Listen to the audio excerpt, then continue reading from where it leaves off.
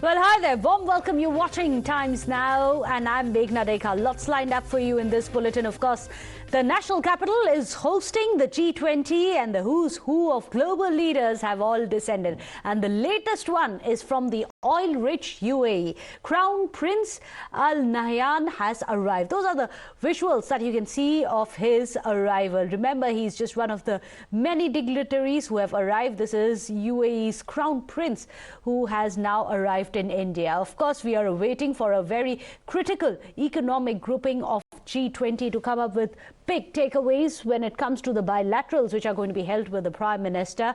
This is one of the big bilaterals that we are going to be arriving for. In fact, the US President just a short while back has also arrived, Joe Biden there, stepping down from Air Force One, and now you have the UAE Crown Prince as well, who's landed in the national capital. A lot is expected, of course, in G20 from both the nations, US as well as UAE, and we are going to hope that a lot of these big takeaways are going to be brought together, especially with the aim of trying to ink one of the joint railway deals at G20, which is one of these expected big takeaways. In fact, we are hoping that that is something which is going to be culminating as well, the infrastructure deal, which would be discussed during this G20 summit, and also hopefully connect the two nations strategically as well and bring them closer, especially with this infrastructure deal, which hopefully will be also connecting West Asia and the Gulf via a network of railways and connect that to India via these seaports. So this is going to be very critical as the leaders of Saudi Arabia, the US, the India,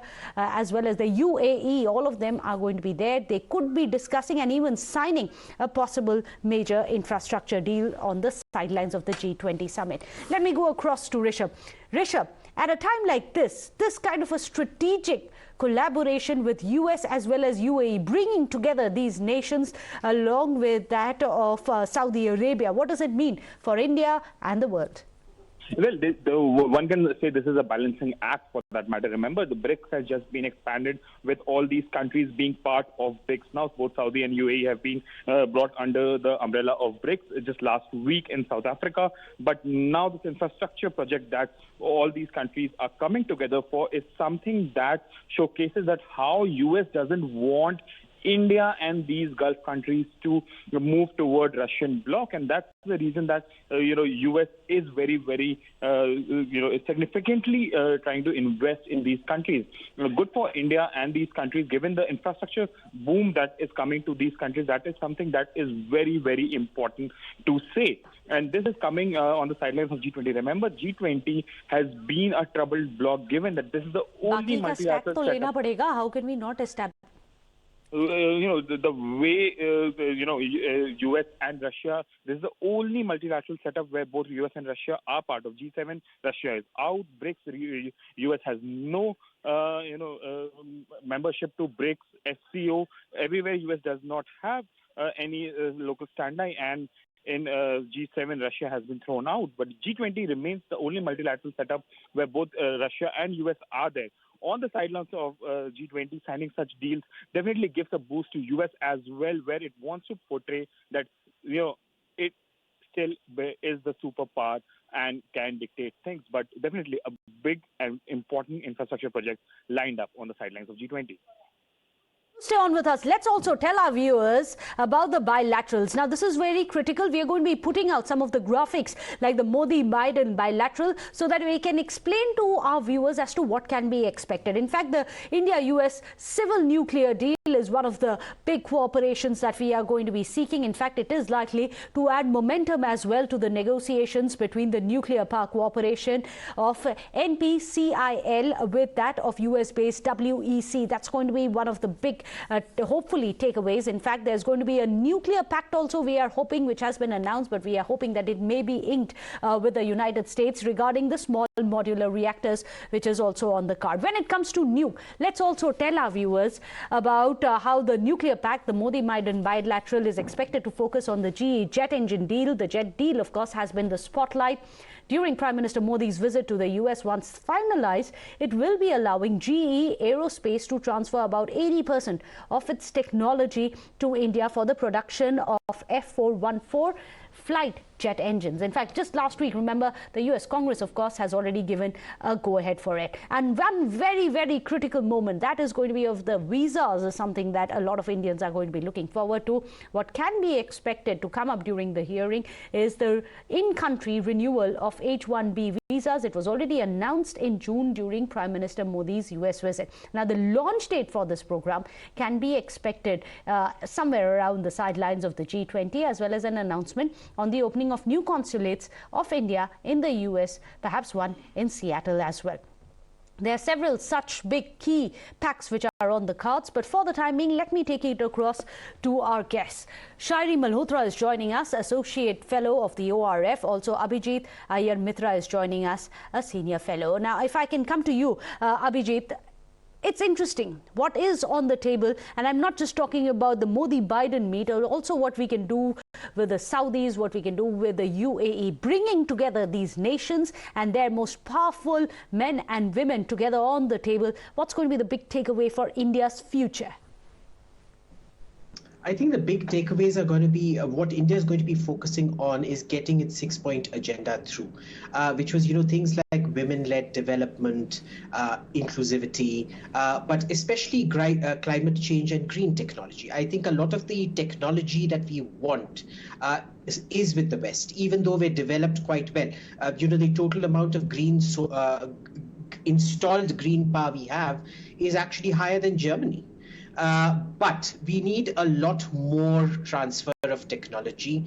I think where all of this comes about is, using this sort of atomic balancing, the micro groups and the macro groups within the G20 itself, to wring some more advantages to India specifically, but also to create a sort of institutional mechanism for, the transfer of green technology to happen instead of a green monopoly being created. Mm-hmm. And that's going to be very interesting. Deepak Vohra is also joining us, the former ambassador. But before that, let me go across to Shairee Malhotra. Shairee, you must explain to us, as something that Abhijit has also said, that it is the transfer of technology is something that we are hoping is going to happen, but it needs to be scaled up. But when it comes to interactions such as this, how is India being projected? And I'm not just talking about the economics and the diplomacy here, but also the soft power of India. It's important that India today has showcased how it can take modernity along with its traditional roots. Yeah, I think certainly the G20 presidency has been a way to showcase India's soft power, particularly the fact that India chose to amplify the causes and concerns of the global south throughout its G20 presidency. It's managed to, project itself as a leader of this disparate region of emerging economies at a time when even China is trying to expand its influence in the global south. I would say it's at the same time, India's close ties with the global north have allowed it to sort of brand itself as a bridge between the global north and south. So these are two very meaningful ways that India has managed to increase its soft power. And I say importantly, India has ensured that, despite the security issues that are plaguing the G20 today, that the G20's focus on issues concerning developing countries such as climate change, debt crisis, economic recovery, food insecurity do not fall off the global agenda. And India has been highlighting the disruptive impact of the war throughout its presidency. And if you look at it, even at, the G7 summit that transpired in May in Hiroshima, India ensured that causes that were close to the global south were on the table. So I would say that, through the Indian presidency, India has managed to retain some of the most defining issues of our time on the table, and India will hand over this very important legacy to the Brazilian presidency. Mm-hmm. Well, in fact, do stay on with us. A quick update coming in. What we hear is Joe Biden, the US president, has arrived at 7 LKM. Let me go across to Rishabh. Rishabh, what's happening?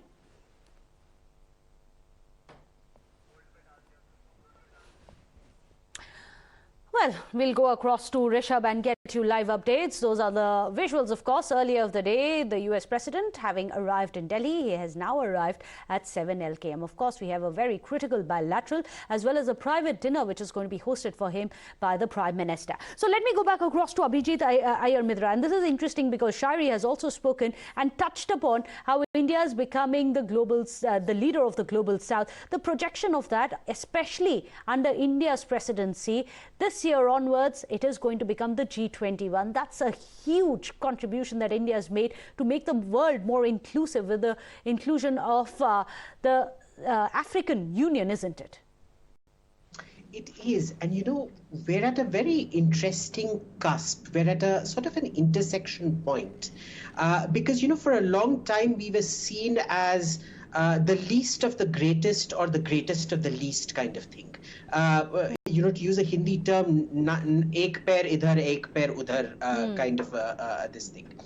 And isn't it very curious that we found out today that the foreign minister will not be attending the G77 summit, which is being held in Havana, apparently, which used to be one of our flagship premier things till we started off on G20. And that was almost exclusively a sort of grouping of poor states. What we're seeing instead now is that India is actually delivering. India isn't just talk saying that, you know, we're going to advocate for the poor in the house of the rich. No, G20 is a sort of a mixed club. And what we're trying to do is get the African Union in. I think that would be one of the biggest deliverables we throw up in this particular session. And it kind of reinforces the thing that India is not all talk. We're not going to forget you as we become greater and greater, to use that term. You know, as we keep growing in wealth, we're not going to forget where we came from, and we're still going to be advocating for you. We're going to be advocating for equity. We're going to be advocating for a table on the seat, a seat on the table for everyone. Well, I think the theme of this year's G20, Vasudhaiva Kutumbakam, that really encapsulates what we expect to have hope by the end of this summit, isn't it? In fact, let me go across to Rishabh. Rishabh, give us the updates.